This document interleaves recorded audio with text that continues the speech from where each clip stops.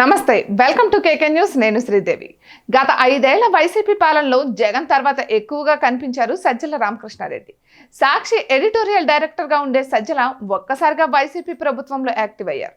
CM ప్రధాన సలహాదారుడిగా, party అధికార ప్రతినిధిగా తనదైన ముద్ర వేసుకోవడం ప్రారంభించారు. అప్పటి వరకు పార్టీలో విజయసాయిరెడ్డి హవా నడిచేది. జగన్ తర్వాత నెంబర్ 2గా ఆయన కొనసాగారు. ఇక రాష్ట్ర వ్యాప్తంగా వైసీపీ శ్రేణులు సైతం విజయసాయిరెడ్డికి ఎనలేని గౌరవం ఇచ్చాయి. కానీ సజ్జల రామకృష్ణారెడ్డి ఎంటర్ అయ్యాక పూర్తిగా సీన్ మారిపోయింది. పార్టీలోనూ ప్రభుత్వంలోనూ తన పాత్ర పరిధిని పెంచుకుంటూ ముందుకు సాగారు సజ్జల. సకల శాఖ మంత్రిగా వ్యవహరించారు. ఏ శాఖపై అయినా సమీక్షించే హక్కును సొంతం చేసుకున్నారు సజ్జల.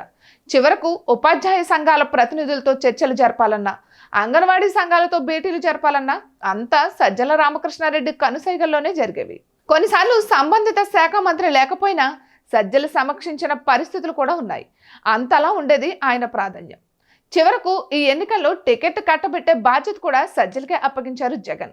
ఎంపీ పెద్దిరెడ్డి మిథున్ రెడ్డితో కలిసి వైసీపీ టికెట్లు కేటాయింపు కోసం ఏకంగా ఇంటర్వ్యూలు జరిపారంటే పరిస్థితి అర్థం చేసుకోవచ్చు. ఇక ఎన్నికల ఫలితాల వరకు మీడియాకు దగ్గరగా కనిపించిన సజ్జల ఇప్పుడు సడన్ గా కనిపించడం మానేశారు. వైసీపీ సమావేశాలకు వెళ్తున్నా మునపటిలా కనిపించడం లేదు. వచ్చామా వెళ్ళామా అన్నట్టు ఉంది ఆయన పరిస్థితి. ఇక జగన్ పై ఎటువంటి విమర్శలు వచ్చినా సజ్జల రామకృష్ణారెడ్డి స్పందించేవారు. మీడియా ముందుకు వచ్చి కౌంటర్ ఇచ్చేవారు. చివరకు వైఎస్ షర్మిల విషయంలో పార్టీ శ్రేణులు ఎవరూ మాట్లాడేవారు కాదు. కాంగ్రెస్ పగ్గాలు తీసుకున్నాక షర్మిల జగన్ను టార్గెట్ చేసుకున్నారు. ఆ సమయంలో మొదట మాట్లాడింది సజ్జల రామకృష్ణారెడ్డి. అది వారి కుటుంబ వ్యవహారం అని తెలిసినా చొరవ తీసుకుని మరీ నాడు విమర్శలు చేశారు సజ్జల. ఇక జగన్ వద్ద మార్కులు కొట్టేసేందుకు ఏం చేయాలో అన్నీ చేశారు. చివరకు వైసీపీ సీనియర్లకు కూడా కంటకింపుగా చూశారు. అయితే అధికారం ఉన్నప్పుడు దర్పం వెలగబెట్టిన సజ్జల ఇప్పుడు ఓటమి తర్వాత గప్చుప్ అయ్యారు. ప్రస్తుతం కేసుల భయంతో సజ్జల రామకృష్ణారెడ్డి ఆందోళనకు గురవుతున్నట్లు సమాచారం.